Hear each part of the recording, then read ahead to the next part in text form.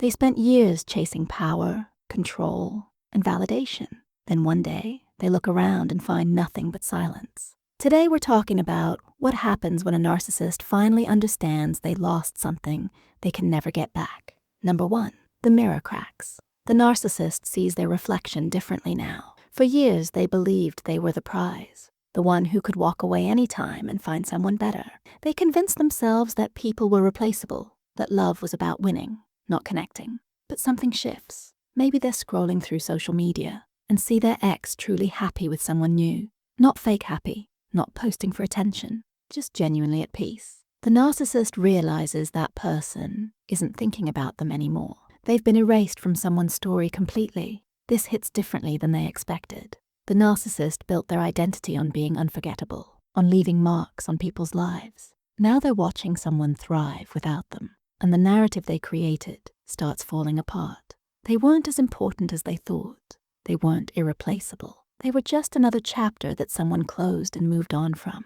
Number 2, the empty victories. Every argument they won starts feeling hollow. All those times they twisted words, made their partner doubt themselves, or turned situations around to avoid accountability. The narcissist remembers how powerful they felt in those moments, how clever they thought they were. Now those victories taste like ash. Because what did they actually win? They won arguments but lost trust. They won control but lost intimacy. They proved they were right but pushed away the one person who actually cared about them. The person who loved them isn't sitting around wishing things were different. They're not waiting for an apology. They're simply gone, building a life where emotional games don't exist. The narcissist starts understanding that breaking someone down isn't strength. It was just fear dressed up as confidence. Number 3, the replacement fails. The narcissist thought finding someone new would be easy. They believed their charm, their looks, or their success would attract endless options. And maybe it did at first.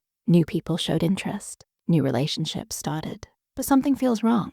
These new people don't look at them the way their ex used to. There's no real depth. No one sees past the surface. No one fights to understand them. Because what the narcissist doesn't realize is that kind of love doesn't come from their performance. It came from the other person's capacity to love genuinely. They cycle through relationships quickly now, each one more shallow than the last, each person easier to manipulate, but less satisfying to be around.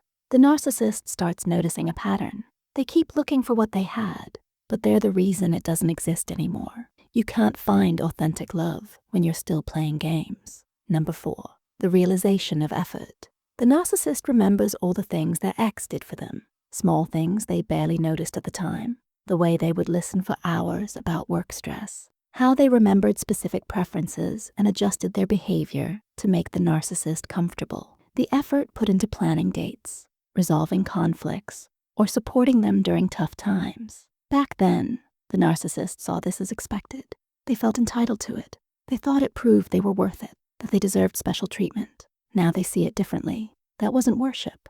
That was love. And love requires someone who can give without keeping score, someone who can be vulnerable without fear of it being used against them. The narcissist tries to remember if they ever gave that back. The answer makes them uncomfortable. They didn't know how. They were too busy protecting their ego, maintaining their image, making sure they never looked weak. They rejected the very thing they now miss the most. Number 5, friends start distancing. People around the narcissist begin changing their behavior. Friends don't call as much. Invitations stop coming. When they do spend time together, conversations feel surface level. Nobody wants to go deep anymore. The narcissist might blame others at first. They're too sensitive. They don't understand. They're jealous. But eventually a different truth emerges. People are tired of walking on eggshells, tired of conversations that always circle back to the narcissist, tired of never being able to share their own problems without it becoming a competition. What hurts most is realizing their ex was the bridge to many of these friendships. That person made social situations easier, smoothed over the narcissist's rough edges, apologized for their behavior behind the scenes. Without that buffer, people see the narcissist clearly, and they're choosing distance. Number 6, the apology that comes too late. The narcissist finally feels ready to apologize, not the fake apologies they gave before, the ones that blame the other person or minimized what happened. A real one that admits fault, acknowledges damage, takes responsibility. They rehearse what they'll say. They think about reaching out.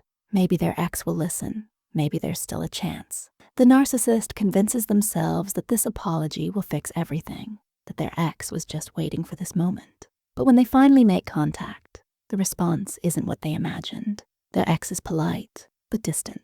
Or maybe they don't respond at all. Because here's what the narcissist is learning too late. Apologies matter most when they come with changed behavior. And even then, some things can't be repaired. Some trust can't be rebuilt. Some people reach a point where they choose peace over potential. The narcissist wanted forgiveness to erase the past. Their ex wants a future where this pattern never repeats. Those are two different things. Number 7, watching them become better. This might be the hardest part.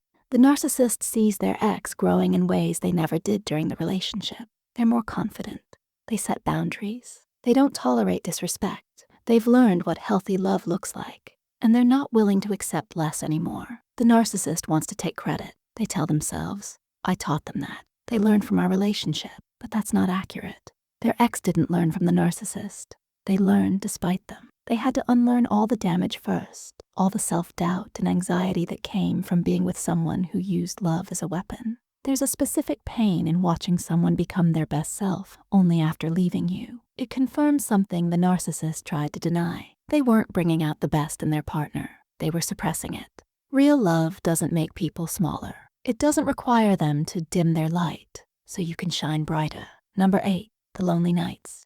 The narcissist sits alone more often now. No one's calling to check in. No one's asking about their day. The silence feels heavy in a way it never did before. They used to enjoy being alone, used to see it as independence. Now it just feels empty. They think about calling their ex just to hear their voice. They wonder what they're doing right now. If they ever think about the narcissist too, the answer probably wouldn't bring comfort. Their ex is likely at peace, something they couldn't find while dealing with constant chaos. The narcissist scrolls through old messages, old photos. They remember moments differently now. What they saw as their partner being too emotional, they now recognize as their partner fighting for the relationship. What they dismissed as nagging was actually someone asking for basic respect. What they labeled as insecurity was a normal response to being treated poorly. Number 9, meeting someone who shows them real love. Rarely, a narcissist meets someone new who's genuinely healthy, someone who communicates clearly, sets firm boundaries,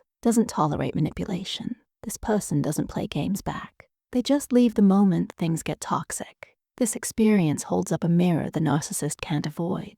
They see how functional relationships are supposed to work.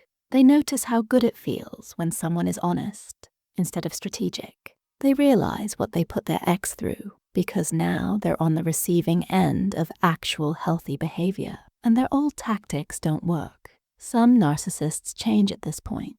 They finally understand what they lost and work on themselves. Others retreat back to easier targets, people they can control. But either way, they can't unsee what real love looks like, and they know they destroyed it when they had it.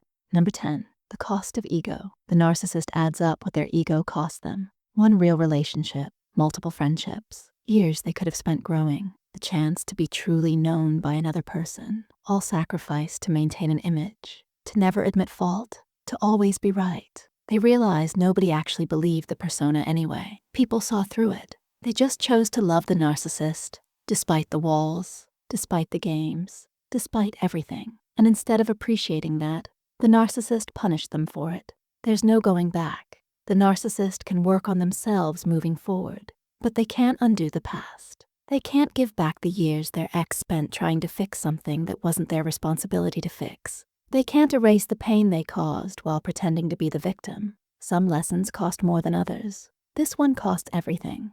If this video opened your eyes to something you needed to hear, hit that subscribe button. We talk about mental health, relationships, and personal growth every single week. And here's my question for you. Do you think narcissists can actually change? Or is awareness just the first step in a much longer journey? Drop your thoughts in the comments because I read every single one, and your perspective might help someone else watching this.